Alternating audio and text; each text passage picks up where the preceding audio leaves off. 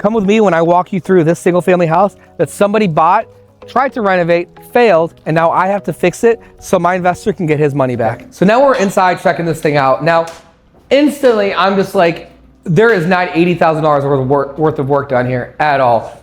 And we basically need to start from the beginning. So the phases of the renovation go like this. You plan, demo, plan again, and then you do your framing. Well, right now, there's nothing in here salvageable. So part of the planning phase is what is the highest and best use of this property? What's gonna bring us the most money? What's gonna help them make the most money so they can recoup as much as they possibly can? And for this house, right now it's a 4-bed, 1.5 bath. Well, I know in this area, a 3-bed, 2.5 bath with a master suite is the sweet spot. Like those houses sell a lot faster than 4 beds with 1 bath. So that's what we're gonna do here. That's how we're gonna push the value. So what I need to do now though, is now that we know that's what we're gonna do, is I need to get my framer in here so we can get the framing done, so we can put the skeleton together. And honestly, even before that though, what I need to do is like demo and get everything out that's not gonna stay. Now, I'm not gonna demo this house to the studs. What I'm gonna do is just clean out what I need to. Like, this kitchen's not gonna stay, it needs to go. These garbage bags need to go. I just need to get everything out so I can see what's going on in here.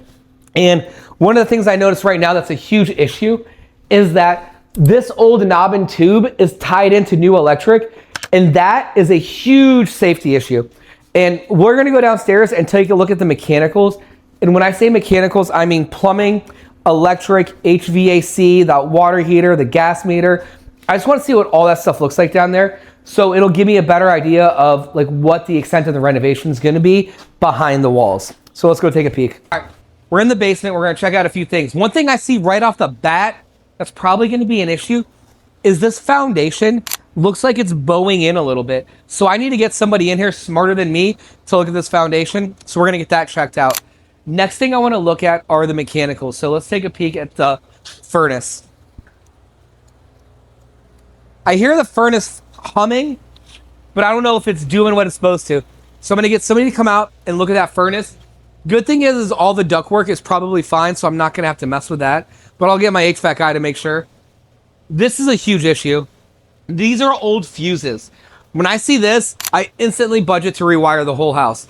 I budget $10 per square foot to rewire a house. That's behind the walls and finishing out. This house is about 1,600 square feet.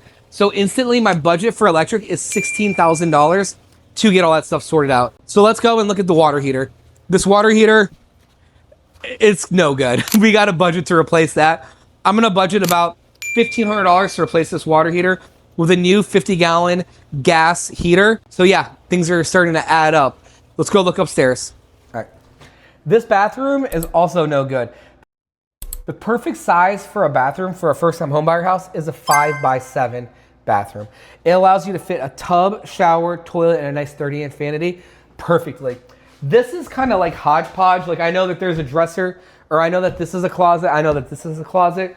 I really don't need these closets in both of these bedrooms where they're at. So as soon as we do our demo and we open all this up and we can see what we're working with, I'm gonna come in and put blue tape on the ground and mark off areas to make sure I'm maximizing every inch that I possibly can to create the best experience for the people buying this house.